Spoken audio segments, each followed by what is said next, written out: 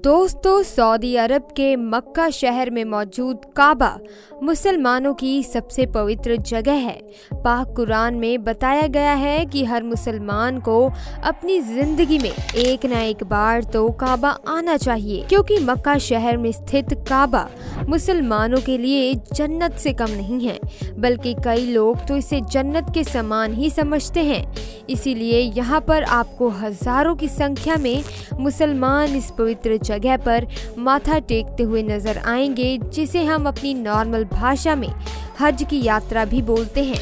लेकिन आश्चर्य की बात तो ये है कि काबा के अंदर किसी भी हिंदू को जाने की एंट्री नहीं है। और क्या आप मक्का शहर के कुएं से निकलने वाले जमजम के पानी का रहस्य जानते हैं, जिसे लेकर वैज्ञानिक भी अभी तक चक्कर में पड़े हुए हैं? अगर नहीं तो ये वीडियो लास्ट तक जरूर देखें, ताकि आप अच्छे से जान लें कि जमजम पानी का रहस्य क्या है और मक्का मदीना के अंदर का नजारा कैसा है। आज की इस वीडियो में हम आपको काबा से जुड़े हुए कुछ ऐसे फैक्ट्स बताएंगे जिन्हें सुनकर आपके होश उड़ जाएंगे। लेकिन वीडियो शुरू करने से पहले आपसे एक रिक्वेस्ट है कि अगर आपने अभी तक हमारे चैनल को सब्सक्राइब नहीं किया तो हमारे चैनल को अभी सब्सक्राइब करें। सबसे पहले बात करते हैं काबा को कब, किसने और कैसे बनवाया। तो ये बात शायद कुछ लोगों को अजीब लगे और शायद यकीन भी ना आए, लेकिन काबा को खुदा के हुक्म पर बनाया गया था।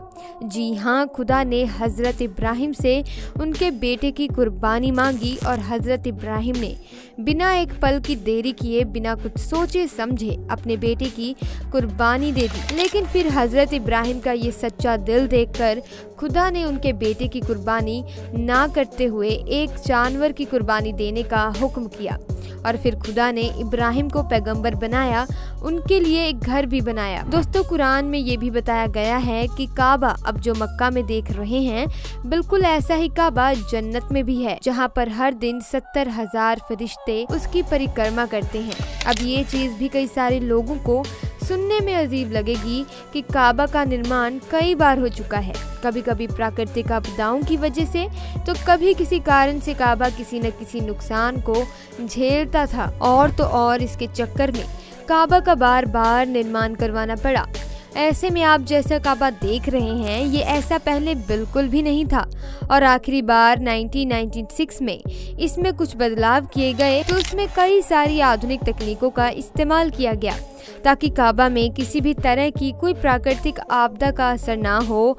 और ये भी कहा जाता है कि जिस तरह से इसको अब बनाया गया है, इसमें कई सदियों तक काबा में कोई नुकसान नहीं होगा। दोस्तों, जैसा कि हमने आपको बताया कि काबा का कई बार निर्माण करवाना पड़ा है, और ऐसा सिर्फ इसीलिए किया गया क्योंकि खुदा का ये कहना है कि काबा का निर्माण मेहनत और मजदूरी, यानी केवल पवित्र स्तोत्रों से आने वाली राशि से किया जाएगा, वरना तो अब तक ये सोने का बन चुका होता। और श्रद्धालु ये बात जानते हैं कि उनका खुदा केवल पवित्र स्तोत्रों से आने वाली राशि के बने हुए घर में ही रहेगा। यही वजह है कि काबा का आकार संकोण तय किया गया था, लेकिन गलत तरीकों से आए पैसों से इसका निर्माण नहीं होना था। ऐसे में इसे छोटा सा क्यूब का आकार दिया गया। वैसे दोस्तों, कुछ भी कहिए, खुदा भी ये चीज देखकर सोचता होगा कि मैंने एक चीज ऊपर पवित्र तरीके से कमाए हुए पैसे इस्तेमाल करने के लिए कहा, तो उन्हें ये चीज समझ आ गई। वाकई में ही लोग इतनी कम मात्रा में पवित्र तरीकों से पैसा कमाते हैं। वैसे क्या आप ये भी बात जानते हैं कि पहले काबा में 2 दरवाजे और एक खिड़की हुआ करती थी। सबसे पहले एक दरवाजा अंदर आने के लिए और एक दरवाजा बाहर जाने के लिए हुआ करता था। यहाँ तक कि काफी समय तक यहाँ पर एक खिड़की भी रही। लेकिन आज के समय में जिस तरह काबा का निर्माण हुआ है, वहाँ पर केवल एक ही दरवाजा है और कोई खिड़की नहीं है। और आप ये बात भी जानकर हैरान हो जाएंगे कि ऐसा वक्त था जब काबा पूरा रंगीन था। जी हाँ, आज काबा की पहचान काले रंग की जगह कभी कभी हरे और सफेद ने ले ली थी, जो कि इस रूप में लोगों को बहुत ही प्यारा लगता था। आपको बता दें कि घाटी के निचले हिस्से में होने की वजह से बारिश के वक्त काबा में अक्सर पानी भर जाया करता था। लेकिन चाहे बारिश हो या फिर बाढ़, यहाँ पर आने वाले श्रद्धालुओं की कोई कमी नहीं होती, क्योंकि सभी श्रद्धालु अच्छे और सच्चे मन से अल्लाह के दर्शन करने के लिए वहां जाते हैं। काबा में जाने वाले श्रद्धालु इस बात का प्रतीक हैं कि अल्लाह कण कण में बसता है। जिसके साथ ही उनका मानना है कि काबा में जाने की तरफ चाहे कितनी भी मुश्किलें और तकलीफें हैं, किसी भी परिस्थिति से हम नहीं डरते, क्योंकि काबा में पहुंचने के बाद अल्लाह के दर्शन करने के बाद उनके सारे दुख दूर हो जाते थे। बारिश के समय पर चाहे जितना भी पानी क्यों न भर जाए, वहाँ का माहौल हमेशा ही अच्छा रहता था। और सिर्फ इतना ही नहीं, कई श्रद्धालु वहाँ तैर कर काबा की परिक्रमा करते थे। हालांकि अब आसपास की जगह पर बदलाव करके इस तरह की स्थितियों पर अब काबू पा लिया गया है और तब से पानी में तैरते हुए श्रद्धालुओं की गहरी आस्था का वह दृश्य देख पाना लगभग नामुमकिन सा हो गया है, क्योंकि जब श्रद्धालु तैरते हुए काबा की परिक्रमा करते हैं तो नज़ारा कुछ और ही होता था। दोस्तों, क्या आप ये बात भी जानते हैं कि काबा का काला पत्थर टूटा हुआ है, जहां कई लोगों का ये मानना है कि काबा का काला पत्थर एक इजरायली समूह द्वारा चुरा लिया गया था और जब उनसे ये वापस मांगा गया तो उसके टुकड़े टुकड़े हो चुके थे। यहाँ तक कि उस पत्थर के कुछ ऐसे हिस्से हैं जो अब तक पाए नहीं गए। दोस्तों, काबा की चाबियाँ बनी शाबा परिवार के पास होती हैं और उनकी इजाजत के बिना कोई अंदर नहीं जा सकता, फिर चाहे वे कितनी भी बड़ी हस्ती क्यों ना हो, क्योंकि उनका मानना है कि अल्लाह की निगाह में सब एक बराबर है। किसी को भी काबा में अंदर जाने के लिए इजाजत लेनी तो पड़ती है। हम आपको बता दें कि काबा के इतिहास में बहुत सारी गौरवपूर्ण बातें छिपी हुई हैं, जिनसे हमें और आपको बहुत कुछ सीखने को मिलता है। अब दोस्तों, मक्का शहर के कुएं से निकलने वाले जमजम पानी की बात करें तो सबसे बड़ी हैरानी की बात तो ये है कि मरुस्थल में एक कुआं बना है और इस कुएं से हर दिन हजारों लोग पानी निकालते हैं। लेकिन ताजुब की बात तो ये है कि इतने सालों में ना ही कुआं सूखा है और ना ही इस कुएं का वाटर लेवल कम हुआ है।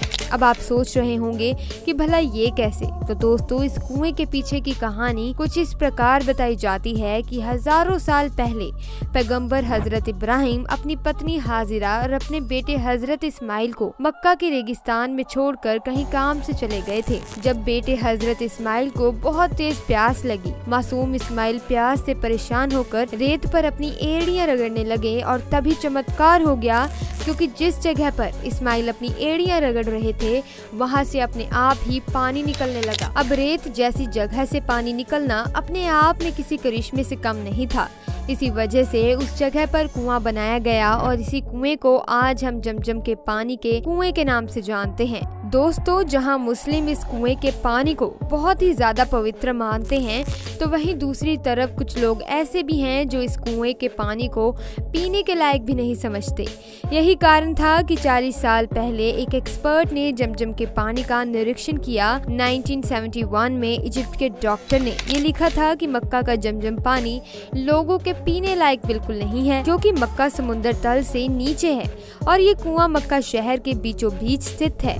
इसीलिए मक्का शहर का सारा गंदा पानी नाले से आकर इस कुएं में जमा होता है, जिससे बहुत ही खतरनाक बैक्टीरिया इस कुएं के पानी को दूषित कर देता है। इसके बाद जमजम के पानी को यूरोपियन लैब में चेक करने के लिए भेजा गया, तो उसका परिणाम वाकई में ही लोगों को हैरान करने वाला था, क्योंकि ये बात बिल्कुल सही थी कि मक्का शहर का गंदा पानी आकर इस कुएं में मिलता जरूर है, लेकिन इस पानी की पवित्रता को दूषित नहीं कर पाता। उल्टा इस पानी में मौजूद मैग्नीशियम और कैल्शियम की मात्रा इतनी ज्यादा है, जिसको पीने वाले कमजोर से कमजोर व्यक्ति को ये पानी एकदम से ऊर्जावान और ताज़ा बना देता है। देखा जाए तो जमजम का पानी किसी चमत्कारी पानी से कम नहीं है। दोस्तों, मुझे उम्मीद है कि आपको वीडियो बहुत अच्छी लगी होगी। अगर हाँ, तो वीडियो को लाइक करें, चैनल को सब्सक्राइब करना मत भूलें। मिलते हैं अगली वीडियो में। आपका बहुत बहुत धन्यवाद।